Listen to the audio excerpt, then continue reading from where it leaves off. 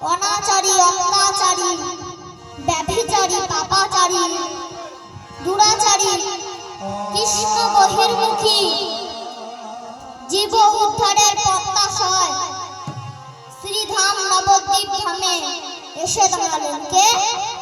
শ্রী চৈতন্য মহাপ্রভু। চলুন তাকে দেখে আসি, তাকে দেখতে কেমন। চৈতন্য মহাপ্রভু এসেছে, মায়ের একবার উলুধ্বনি সংবর্ধনী করবে। আর গৌরে লোরে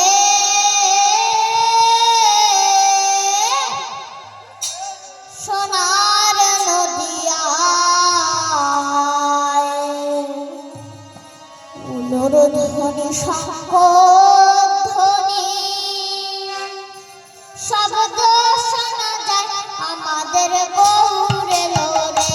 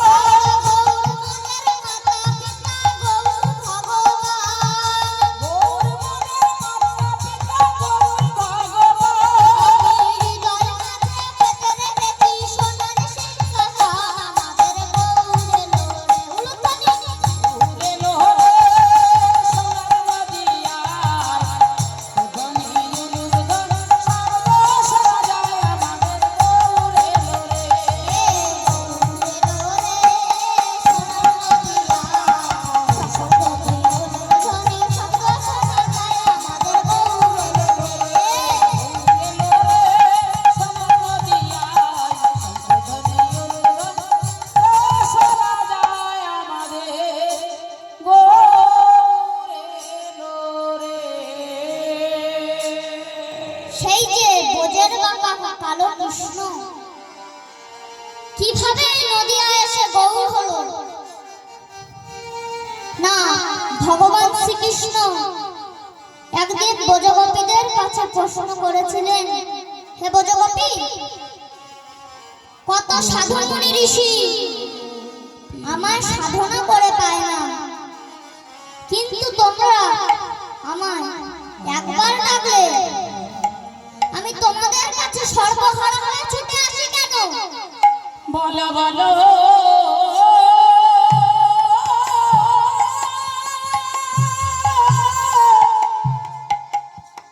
হে ব্রজগোপী গো,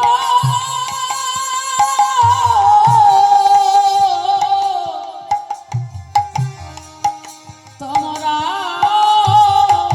বলো না তোমাদের ওই সুধা মাথা ডাকের মধ্যে, মধু মাথা ডাকের মধ্যে কি এমন চাতুরি আছে? ব্রজগোপী, তোমরা কি এমন জাদু জানো, তোমরা কি এমন চাতুরি জানো যার টানে আমি তোমাদের কাছে সর্বহারা হয়ে ছুটে আসি? তখন ব্রজগোপী বলল, হে দয়াময়, আমরা কোনো জাদু জানি না, আমরা কোনো চাতুরি জানি না, ভক্তের ভক্তি। আচ্ছা ব্রজগোপী, তোমরা আমায় বলো না, আমি ভক্তি কোথায় পাবো? এ কি হাটে বাজারে কিনতে পাওয়া যায়? এই ভক্তি কি স্বর্ণকারের দোকানে, মুদির দোকানে কিনতে পাওয়া যায়?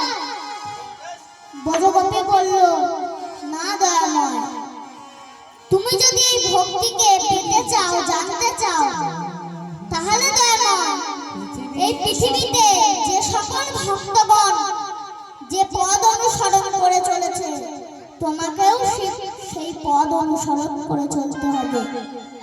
বলে তোমার ভক্ত